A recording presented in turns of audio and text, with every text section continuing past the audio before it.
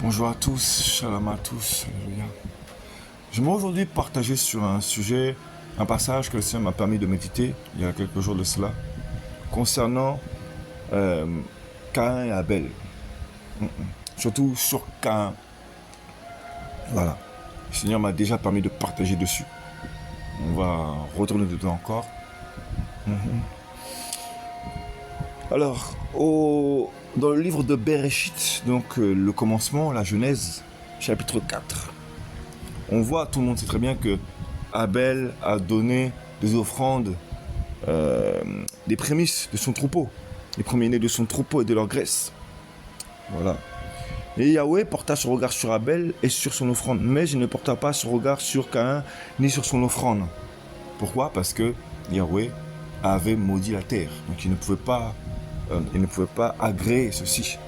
Il ne prend pas des offrandes sur un lieu de quelque chose qu'il a maudit. C'est impensable. Et Caïn fut très fâché et son visage fut abattu. Alors, il y a d'autres versions qui disent que ses faces tombèrent.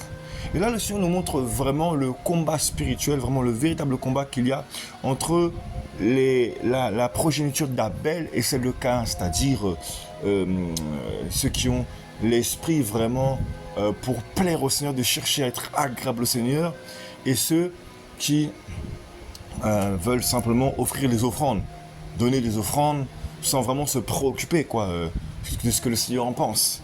Voilà. Et vous allez voir que dans ce passage-là, on voit très bien que Caïn, ses faces tombèrent.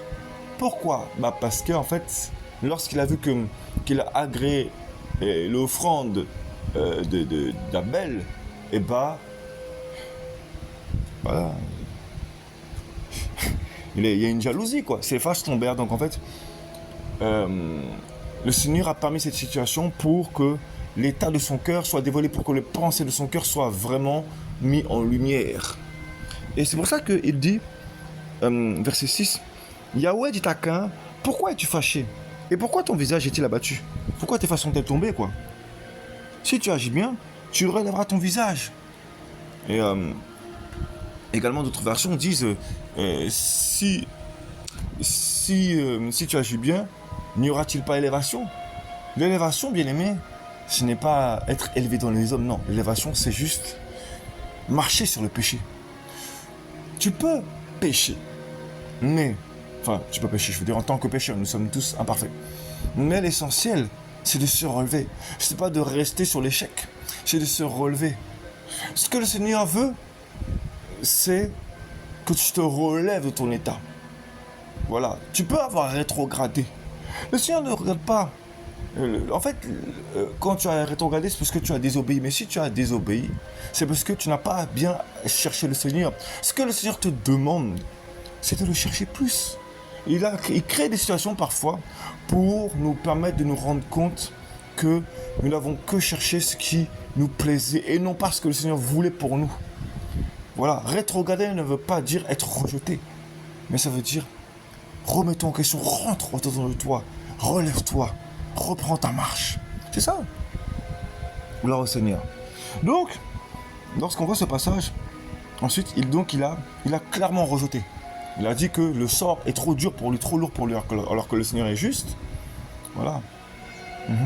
Le péché, tout ce qu'il attend, c'est de dominer sur nous. C'est pour ça qu'il dit, domine sur lui, toi, domine sur lui.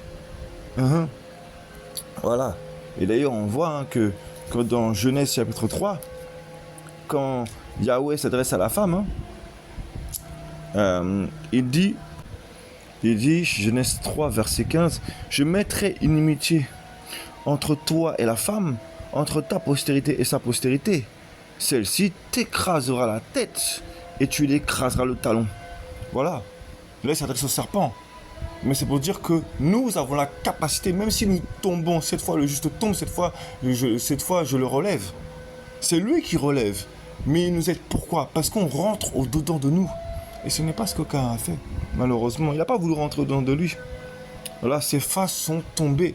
C'est-à-dire que les vrais visages, les vraies pensées qu'il cachait au-dedans de son cœur, ça a été dévoilé. Le Seigneur l'a permis pour l'exposer, non pas pour son mal, mais pour qu'il se remette en question et pour qu'il change, pour qu'il se rapproche du Seigneur. Voilà. Ensuite, lorsque vous voyez plus loin, eh ben, le Seigneur lui a dit qu'il sera errant sur la terre. Voilà, chapitre 4, verset 12. Quand que tu cultiveras la terre, elle ne te donnera plus son fruit. Et tu seras vagabond et fugitif sur la terre. Moi, honnêtement, lorsque j'ai vu ensuite la suite, j'ai vu qu'il s'est bâti sur la terre de Nod. Je me suis dit, mais Seigneur, en quoi vraiment il était errant? Parce que, ok, il s'est éloigné de toi, mais il a quand même établi une ville, quand même. Il a quand même établi un empire, quand même. Hein. Lorsqu'on est errant, on est instable, on ne peut pas bâtir. Là, je ne vois pas d'errance. Et en fait, c'est spirituel. Le mot Nod, lorsqu'il s'est établi sur la terre de Nod, le nom Nod signifie exil, fuite. Voilà, un exil, une fuite. Donc il a fui le Seigneur. Mais après, le mot Nod vient de Nod, enfin Nod, hein, bref. Et ça signifie l'errance, le vagabondage. Donc en fait, il s'est enfui dans une ville qui avait la signification de ce que le Seigneur avait dit sur lui. Donc ça veut dire que tu peux bâtir tout un empire, mais tant que tu ne bâtis pas avec Yahweh, tu bâtis pour toi-même, pour ta propre gloire et pour combler un manque. En gros, toute ta vie, tout ce que tu auras bâti, ça sera en vain. Tout ce que l'homme bâtit sans Yahweh, tout est vain. C'est pour la propre gloire de la chair, en fait. Et tout simplement, voilà. Si tu ne rentres pas au-dedans de toi pour te rapprocher du Seigneur, et je vous dis, il y a beaucoup d'âmes comme ça, malheureusement. Le Seigneur leur parle, hein, parce que la preuve, Yahweh a parlé à Caïn. Et dans ces temps-là, le Seigneur parlait surtout aux prophètes. Donc, descendant de prophète, fils de prophète, il avait l'esprit de prophétie. Voilà. Cependant, c'est comme ça qu'on reconnaît aussi les faux prophètes. Ils s'éloignent du Seigneur et ils bâtissent un empire pour leur propre gloire. Mais tout ce qu'ils bâtissent, c'est en vain. Devant le Seigneur, ils sont errants et vagabonds. Parce que tout ce qu'ils bâtissent, c'est pour initier les gens à l'occultisme. Voilà. J'aimerais partager donc comme une suite un peu du message concernant l'errance de Caïn. Parce qu'il y a également donc une origine à la conséquence de son errance. Et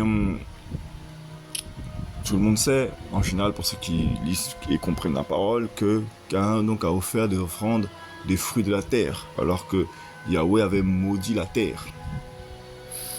Et c'est malheureusement le cas de nombreuses personnes qui vont offrir au Seigneur leur service. C'est-à-dire, ils vont offrir au Seigneur, c'est-à-dire qu'ils leur offrande, ils se disent, je sers le Seigneur, alors qu'ils le servent parce qu'ils ont entendu qu'il était bon de le servir. Alors du coup, ils veulent se servir utile dans le royaume. La réalité, ce n'est pas qu'ils veulent vraiment le servir, c'est qu'ils ont un manque à combler et ils sont convaincus malheureusement qu'en le servant, le Seigneur leur fera grâce. Ils seront bénis. Nombreux malheureusement ont un manque à combler. Au lieu de rechercher vraiment le Seigneur et de le connaître. Vous savez, lorsque le Seigneur dit dans Matthieu chapitre 7, je crois, hein, c'est ça, hein, Matthieu chapitre 7, verset 21, ceux qui me disent Seigneur, n'entreront pas tous dans le royaume des cieux, mais celui qui fait la volonté de mon Père qui est dans les cieux. Beaucoup me diront ce jour-là, Seigneur, Seigneur, n'est-ce pas en ton nom que nous avons prophétisé, en ton nom que nous avons chassé les démons, en ton nom que nous avons fait beaucoup de miracles? Et alors, je leur dirai ouvertement, je ne vous ai jamais connu. Retirez-vous de moi, vous qui travaillez pour la violation de la Torah. Voilà. Et vous voyez, quand il dit, je ne vous ai jamais connu, Yeshua, le consolateur, il vient nous consoler de nos douleurs. Pourquoi? Parce qu'il rentre au-dedans de nos cœurs et il nous montre, tu vois là il y a ça, tu vois là il y a ça, là il y a ça. Et plus on l'écoute, plus il nous restaure. Pourquoi? Parce qu'on l'a laissé pénétrer au-dedans de nous. Il a pu parler avec nous. Donc, en parlant avec nous, il a appris lorsqu'on se confie à lui, eh ben, on lui permet de nous laisser nous connaître. Lorsque quelqu'un vient dans votre vie, ou même une femme, il y en a beaucoup, ils blessent des personnes, hein, parce qu'ils ne laissent pas rentrer dans leur vie. Ils sont blessés comme pas possible. Et bah c'est pareil pour le Seigneur, c'est un époux, donc il faut le laisser pénétrer. Et nombreux n'ont pas de langage avec lui, nombreux le prennent juste comme un sauveur. Ils pensent que, parce qu'ils ont confessé que Jésus, Yeshua est le Seigneur et Sauveur, que c'est bon. Non, c'est pas ça. Je ne vous ai jamais connu, mais comment le Seigneur peut nous connaître si nous-mêmes on ne se confie pas à lui? C'est impossible. Ouais. Il est tout puissant en fait, il nous connaît, mais il ne peut travailler en nous que si on le laisse travailler. Il ne suffit pas de servir dans une assemblée. Voilà. Et nombreux malheureusement donc vont servir pour combler un manque. Ils sont réjouis, mais au-dedans d'eux, est-ce que vraiment les choses de leur cœur est vraiment réglées? Rien n'est réglé, parce que si tu veux un peu les reprendre sur des points, ils seront encore religieux en fait, et rien n'est comblé, aucun trou n'a été comblé. Il y a toujours des brèches, parce que le Saint-Esprit n'est pas leur appui. Alléluia. Voilà. Et donc, lorsque le Seigneur du coup va permettre à des personnes de marcher et d'aller plus loin, et qu'ils vont voir que eux-mêmes ne comprennent pas la marche des uns et des autres. Bah, c'est simple, c'est parce que tant que le manque n'aura pas été comblé, tu pourras donner toutes les offrandes, tu pourras même œuvrer pour lui. Tant que ton cœur n'est pas entier avec lui, il ne pourra pas combler. Tu ne te sentiras jamais comblé. Et tu ne comprendras pas les gens qui seront spirituels. Voilà. Et beaucoup, malheureusement même, lorsqu'ils voient des choses se passer, regardez bien ensuite la réaction de Caïn. Donc, on voit toujours leur vrai visage. Leur vrai visage est toujours exposé. Souvent. Si c'est comme ça, malheureusement. Leur vrai visage est toujours exposé.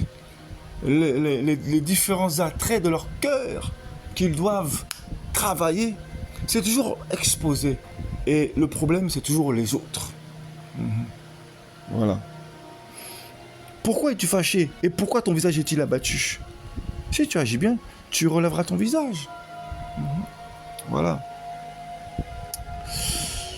Et vous voyez, alors que le Seigneur voulait parler avec lui, il y en a vraiment, le Saint-Esprit parle avec eux. Vraiment, le Saint-Esprit parle avec eux. Mais ce qu'il veut leur répondre, c'est: suis-je le gardien de mon frère? Ben en fait, oui, un petit peu. On est de la même famille à la base. On est du royaume à la base. Et c'est là où vous reconnaissez vraiment ceux qui sont du Seigneur et ceux qui ne le sont pas. Je vous dis, souvent, je dirais pas ceux qui ne sont pas du Seigneur, mais ceux qui n'ont pas compris vraiment l'amour du Saint-Esprit ne vont jamais se soucier de leur prochain. Lorsque leur prochain va souffrir, eh ben, ils ne vont jamais s'inquiéter. Pourquoi? Parce que l'amour du royaume n'est pas en eux, malheureusement. Suis-je le gardien de mon frère? Bah oui, en fait, tu es là pour veiller. Tu es une sentinelle pour ton frère et ta sœur. Tu es censé t'occuper de lui. Tu es censé prendre soin de lui. C'est ça l'amour. Après, il y a des cas, c'est compliqué, mieux vaut intercéder pour eux. Mais une bonne oreille, quelqu'un qui a le cœur disposé, même s'il n'a pas de bons conseils, parce qu'il sait qu'il n'aura pas les mots. Une oreille attentive à l'écoute pourra toujours faire du bien à une personne. Ça ne changera pas sa vie, mais comprenez que elle se sentira rassurée. Elle sentira que quelqu'un s'inquiète pour elle. Et c'est ça l'amour du Seigneur, vous voyez? Même si vous n'avez pas les mots. Vous voyez? Ça, c'est une offrande au Seigneur parfois. Ça, c'est le servir. Parfois, ce n'est même pas se servir dans un lieu particulier. Juste être dans le secret. Abel est mort, mais il a été reconnu par le Seigneur. Caïn, il a été errant, il a voulu bâtir. Et beaucoup veulent bâtir, mais n'ont aucun amour pour leur prochain. Et c'est ça en fait. Vous voyez? Suis-je le gardien de mon frère? Oui, tu es censé être le gardien de ton frère. Quand quelqu'un a mal au cœur, même pas tu ne te soucies de lui parce que ce n'est pas ton souci.